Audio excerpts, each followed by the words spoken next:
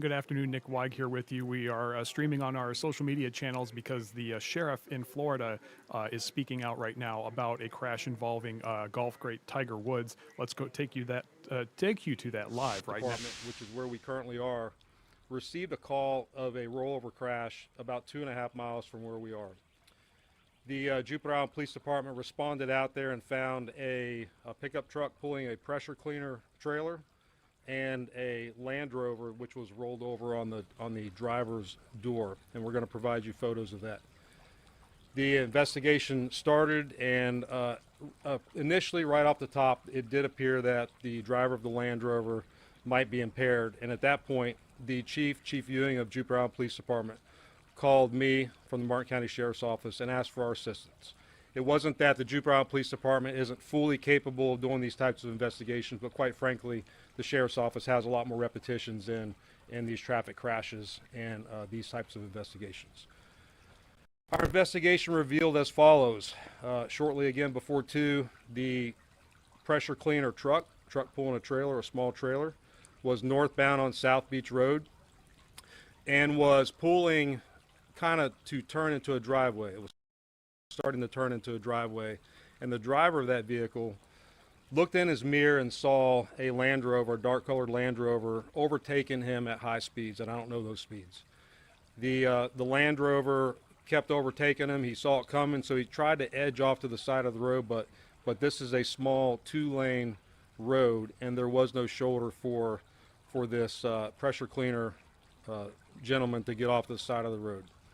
As he was trying to move to the side of the road, the Land Rover overtook him at the last minute, swerved to avoid a collision, but clipped the back end of the trailer of the pressure cleaner apparatus, listed to the side, and then rolled on the driver's door north past the truck that had just avoided the crash with. The individual driving that Land Rover was able to crawl out the passenger door of the car and was identified to be Mr. Tiger Woods. Our DUI investigators came to the scene here, and Mr. Woods did exemplify signs of impairment. They did several tests on him. Of course, he did explain the injuries and the surgeries that he had. We did take that into account, but they did do some in-depth roadside tests, and when it was determined, he was placed under arrest and taken to the Martin County Jail. At the Martin County Jail, and even on scene, we really weren't suspicious of alcohol being involved in this case, and that proved to be true at the jail. So Mr. Woods did a breathalyzer test, blew triple zeros, but when it came time for us to ask for a urinalysis test, he refused, and so he's been charged with DUI, with property damage, and refusal to submit to a lawful test.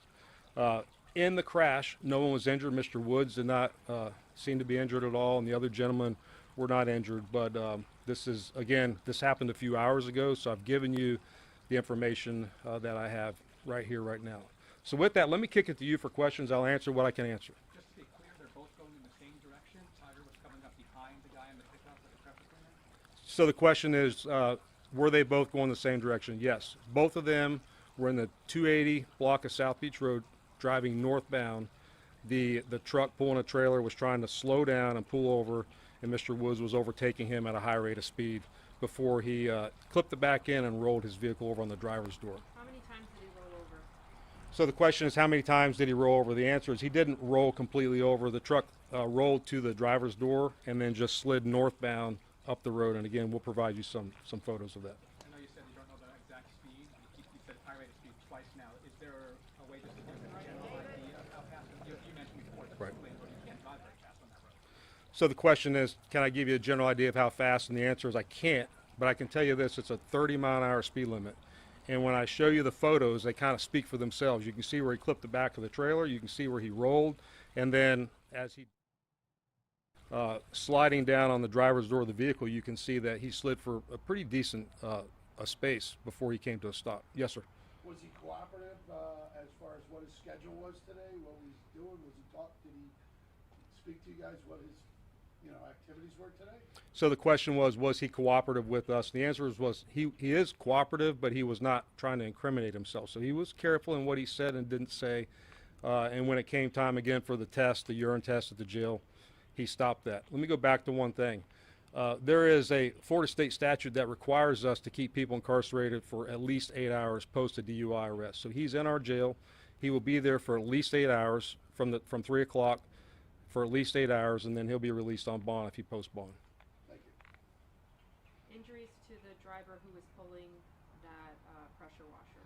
So the question is injuries to the driver pulling the pressure washer. The answer is no injuries to him. He was fine, thankfully. You said that breathalyzer came out with zeros. It was the urine testing for that. Question is breathalyzer was 0 and it's a urine test. The answer is yes. So on scene, we had DRE experts evaluating him, and they believed from on scene that he was not impaired on alcohol. They believed it was some type of medication or drug. And again, at the jail, he cooperated with the urine, or I'm sorry, he cooperated with the breathalyzer, and then the urine he wanted no part of. Is there going to be any testing afterwards? What's the procedure with that to verify if he was under something? So the question, will there be any follow-up testing? The answer is no. He has a right to refuse that test. There is a Florida statute which he will be charged with for refusing to take that test, but we will never get definitive results as to what he was impaired on at the time of the crash. Is that also a felony, refusing to take the test? The question is it a felony? The answer is no. Both charges are misdemeanor charges. Is he being given preferential treatment in the jail because of who he is? The question is he getting preferential treatment in the jail because of who he is? Let me go back to the simplicity of this. We're the sheriff's office. We know we arrested a high-profile figure. I'm not trying to dramatize, but it doesn't matter who you are. If you break the law, we're going to follow the law. That's a really easy path to take. Now, as far as being in the jail, we're going to make sure he's safe. We're not going to put him in general population. He's not going to be with other inmates that could hurt him or try to capitalize on what he did. He'll pay the price, but he's not going to pay the price by getting punished in jail. Was there any drugs or medication or alcohol found in the car? The question is, was there any drugs or medication in the car? The answer is no, there was not. Was he injured? The question is, was he injured? And the answer is no, he was not injured. Again, he was lethargic on scene, but that we believe was because of what he was intoxicated on. Was anyone else in the car with him?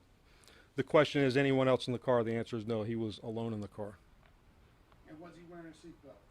The question is, was he wearing a seatbelt? And the answer is, I don't know. I'm not sure. We know he crawled out of the passenger door prior to law enforcement arriving. We can determine that based on looking at the car. I just don't know the answer. Anyone else injured in the area because of the crash or the rollover? The question is, anyone else injured because of the rollover crash? And the answer is thankfully no. This is a small 2-lane road. Again, I'm going to show you the photos. Had there been somebody moving in the opposite direction, we would not be having a conversation saying there was no injuries. This could have been a lot worse. Is that all? Sheriff, thank you. Thank you all. Thank you. That was the Martin County Sheriff in Florida providing an update on the situation there. Tiger Woods involved in a crash earlier today around, I believe, 12 o'clock Iowa time.